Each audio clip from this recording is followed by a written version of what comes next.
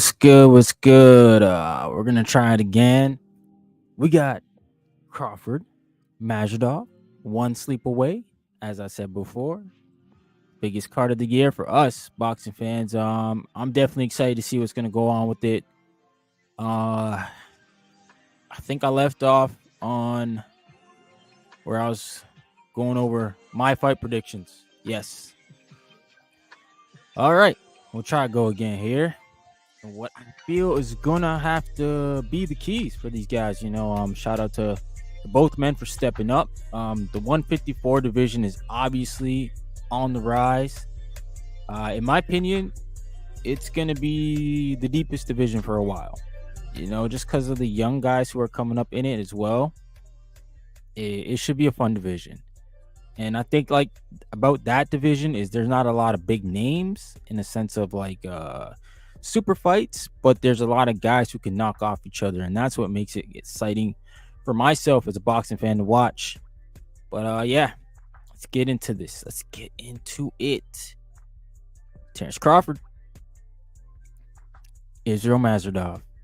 Predictions. Terrence Crawford, like I said, he got to set the pace early. He can't start slow, man. He's got to use his reach advantage. He's got long arms, freakishly long arms. And he's got to get the respect early in the fight. And I mean, respect early, he's got to land something nice to make Madrimov think about throwing those looping punches coming in. Because I think Israil is a lot more athletic than people give him credit for. And I think he's strong. And if he feels like he can just bulldoze Crawford, he will. So I think, Crawford's got to definitely be careful with him. But I think at the same time, Crawford's got to land something clean early to make Israil Madrimov think about coming in. Because, he is a big 54 pounder. I think he came in right at 154 limit. So it'll be interesting to see how he rehydrates as well as Crawford. But I do think that Crawford's got to land something clean early. He's got to set the pace early. He can't let Israil Madrimov fight a fight that he wants to fight at his pace. Crawford's got to make everything uncomfortable. This is a huge moment for both men. But let's be honest here. Crawford's been in the bigger fights. He has the more experience. He may be able to maybe get Madrimov slipping under these big lights. So it will be extremely interesting to see how this all pans out, man. But for the man on the other side of the ring, man, the guy that a lot of people aren't given a chance to win, Israil Madrimov, you know what? Baby Triple G is what I call him. He's got to win the early rounds because Crawford gives off, those early rounds. He's got to go to the body early. I think he's got to slow Bud down. Bud is an athletic fighter. He's an athlete, man. This guy loves to do everything. He can do everything. He doesn't believe there's nothing he can't do.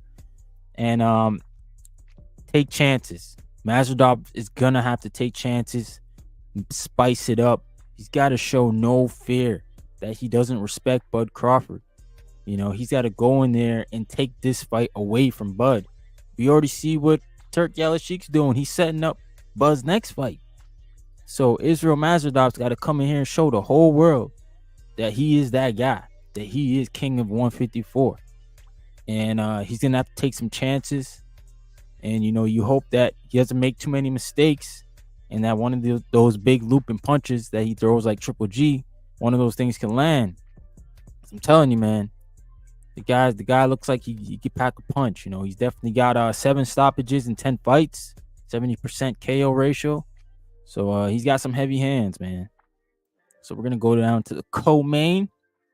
Probably the fight most of us are looking forward to. Let's be honest here. Pitbull Cruz versus Jose Rayo Venezuela. Shout out to Pitbull Cruz. We know what he's doing. Pressure, pressure, pressure. He's going to have to force Rayo into a firefight, meaning close guard. Let's bang him, bang him, bang him. And he has to keep the pace high because we don't know if Rayo can handle that. Just like the pressure. We don't know if that's going to help Rayo gas out. We don't know if he's going to, make mistakes. If he's going to feed into this firefight that we know Cruz wants to go to. And that's where he keeps the fight close, smothers your punches, and gets off his punches. Isaac Cruz, is one of the most exciting fighters to watch because of his style. But I think at the same time, his style is kind of only one dimensional. He can't really do too much, so he's got to do what he does best, and what he does best is getting in your grill and basically keeping you on your back foot for 12 rounds, man. And it's very fun to watch because not many guys can do that. To keep that pace up for that long in a fight over 12 rounds of intense boxing, like it's not easy what Isaac Cruz does. So I mean, that's what makes him unique. That's why the Mexican fans love him.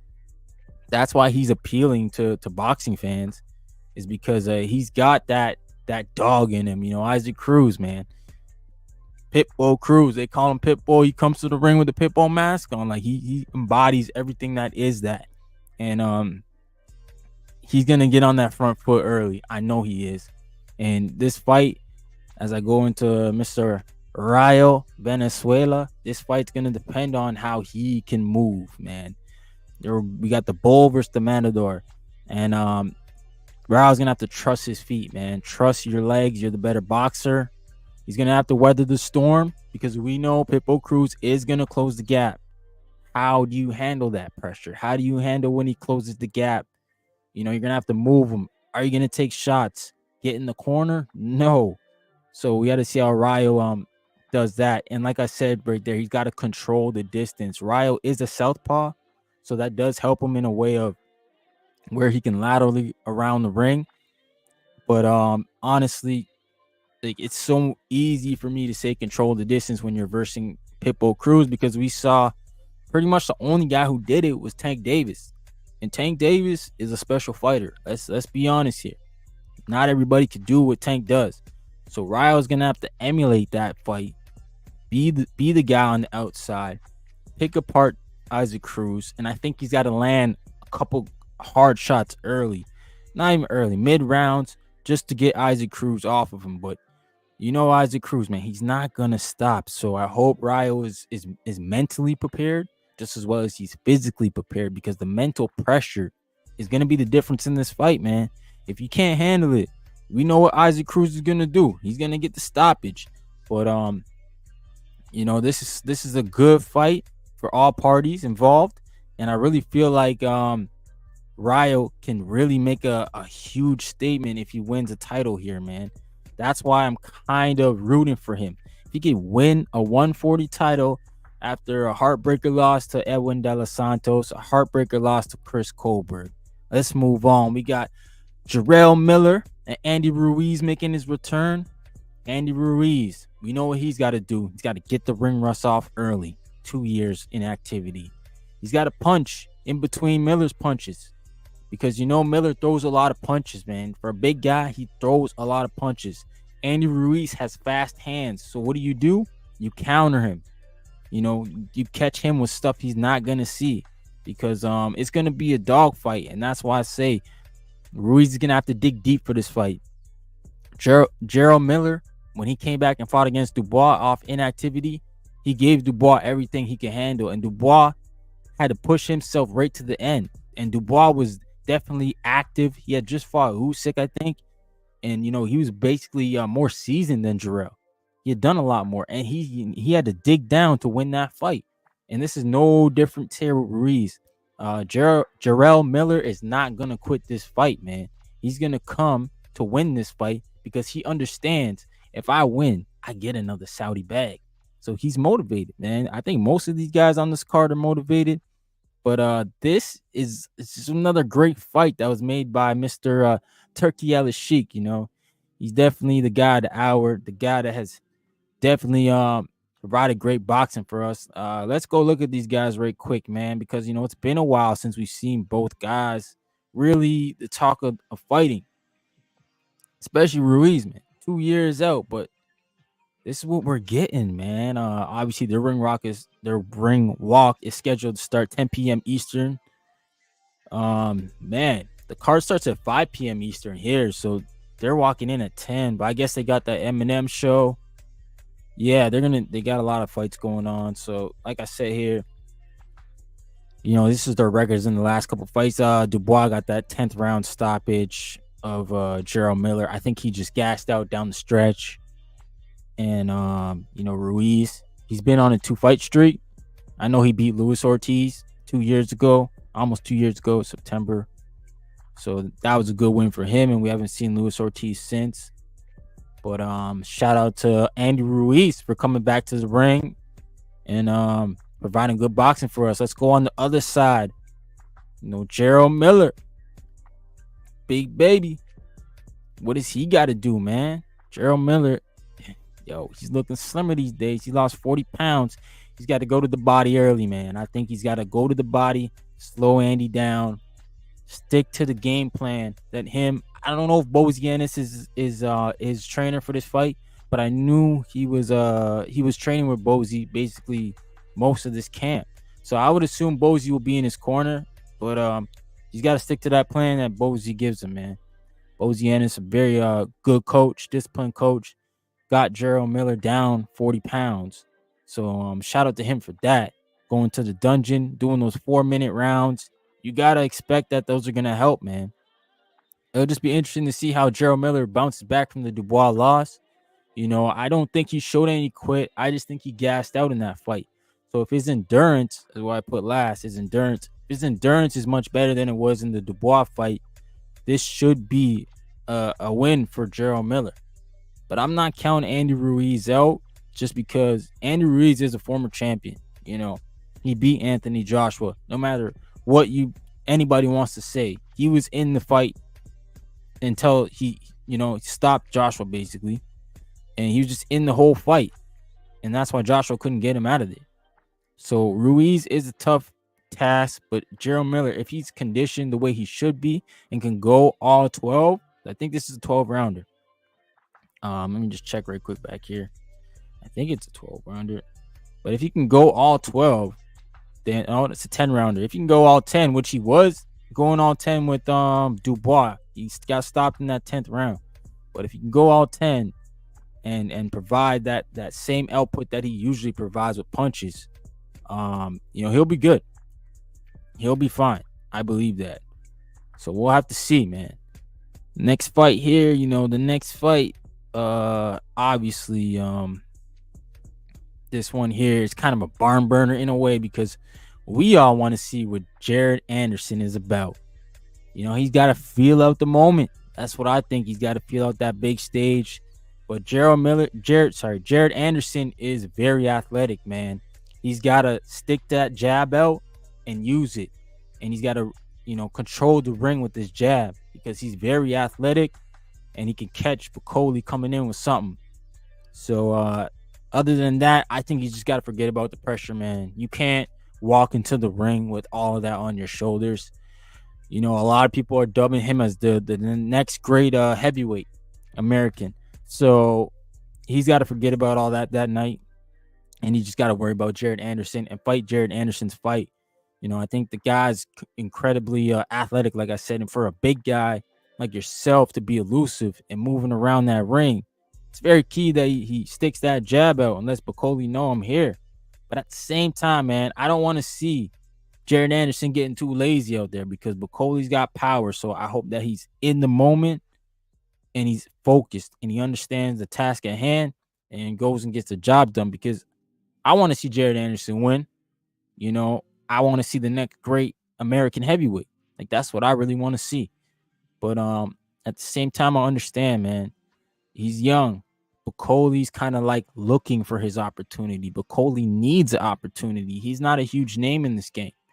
So stepping will be one of those situations where it's a young guy that could take his career to a new level, or he can just, prove all the doubters right. And we don't want to see that, man. We don't want to see people on, dogging him out after on social media, because you know what they're going to do if he loses, right?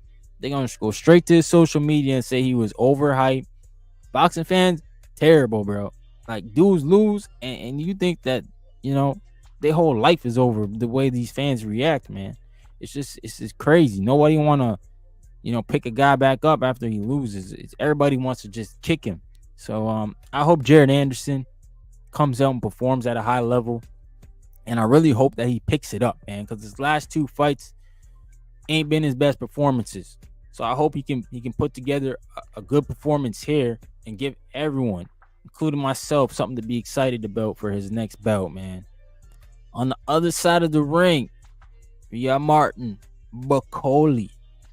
Honestly, I hadn't heard much about this guy, but I always heard one thing: he can crack, he can hit hard. So he's got 15 KOs, and 20 wins.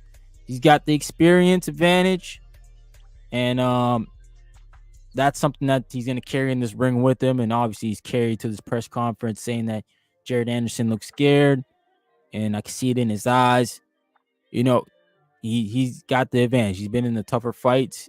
His only loss was to Michael Hunter. I didn't watch the fight, but I saw something, but he had an injury. So I don't know if that was the reason why the fight was stopped or if he stopped the fight. Yeah, Bakole could pop. I heard there's been sparring stories of him knocking out knocking out Usyk in sparring. And yeah, anybody who's knocking out the undisputed heavyweight champion probably got some punching power, right? So there's threats, and we've seen Jared Anderson get hit by Charles Martin, get wobbled, and he hasn't finished opponents and keeping them in there. And that's what I mean by Bakole needs to land something early to see if this kid could take a punch, a real punch, because he's punching, man, and he's gotta apply pressure because nobody's gonna give him rounds in this fight. He's coming here as a guy that's supposed to be put on a platter, but at the same time, Bakole's a tough fight, man. A lot of people I know are actually picking Bakole to beat Jared Anderson because they say he's got the power and Jared gets hit too much. So I think he's got to go ahead and take his chances. And this is the heavyweight bout. Guys in the heavyweight division, it just takes one punch. As we all know, we saw Fury and Usyk, man. Fury was controlling that fight until he wasn't. And partly because he got caught. So this is that type of division where literally one punch can make the difference. So it'll be interesting to see Jared Anderson handle the pressure, handle the moment, handle just everything pretty much, coming with it. I don't think he should carry that in the ring with him. I hope he doesn't. And I really hope that he puts on a masterful performance. But as Martin Bakole, like, he's coming in here to win. Like, I don't think Bakole is coming in here and being like, yo, I'm just Jared Anderson's opponent. That's not what's going on here. He's coming in here to win.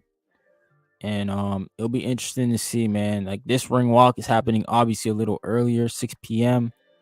So I think this is right after the Andy Cruz fight. Oh, man. Yeah, Jared Anderson, 24 years old. It's a young buck, man. Shout out to him, though. He's doing his thing. Like 17 wins, 15 by KO. Yeah. Yeah, man.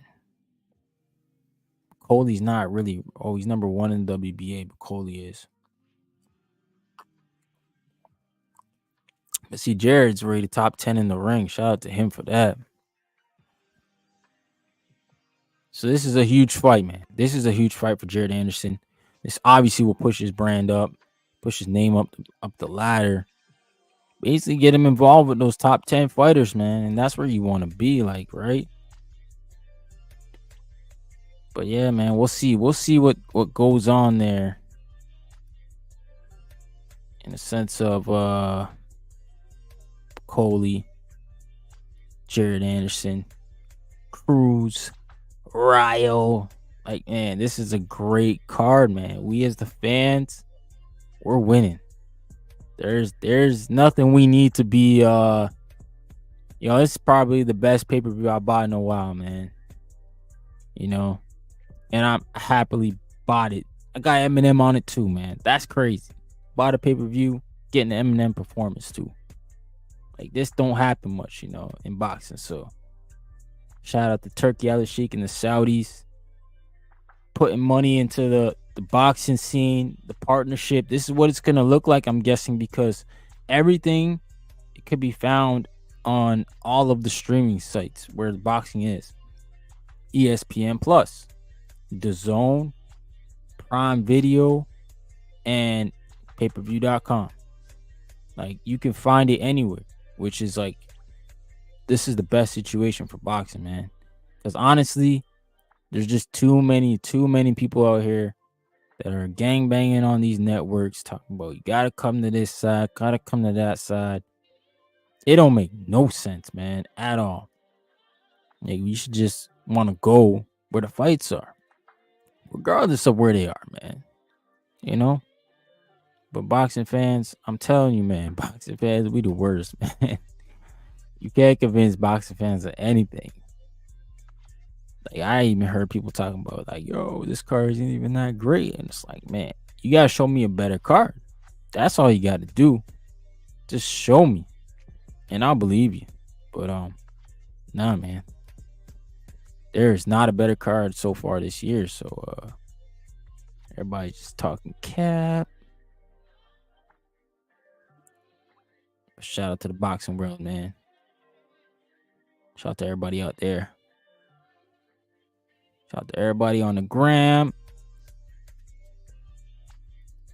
And I think I'm gonna be out of here now. I covered everything I was gonna cover. Basically, give y'all got any predictions? Y'all got any like who y'all picking to win, basically? Because it's gonna be interesting to see. I think that Rio in Venice, like that Rio and Isaac Cruz fight is probably the hardest fight to call. But you know, this is why we watch boxing.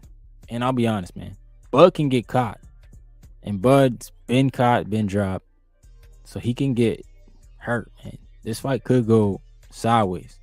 And if this fight does go sideways for Bud Crawford, that whole 54 division, we're not going to see it the same way. Because a lot of us think that Crawford's just going to run through it, you know, because if he wins this fight, he gets the WBA and the WBO interim, which he'll probably be elevated because Sebastian Fundora is out for so long.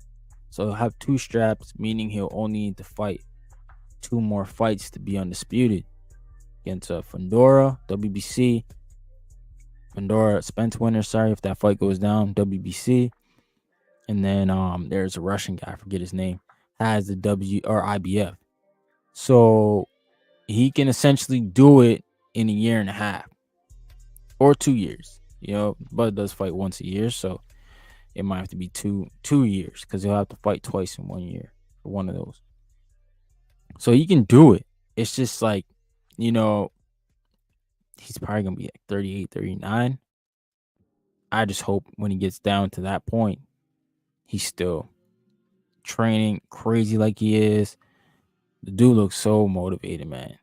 It's like I'm seeing shades of Michael Jordan. Like, he doesn't think he can do anything bad. Like, he's competitive at everything. It's nuts.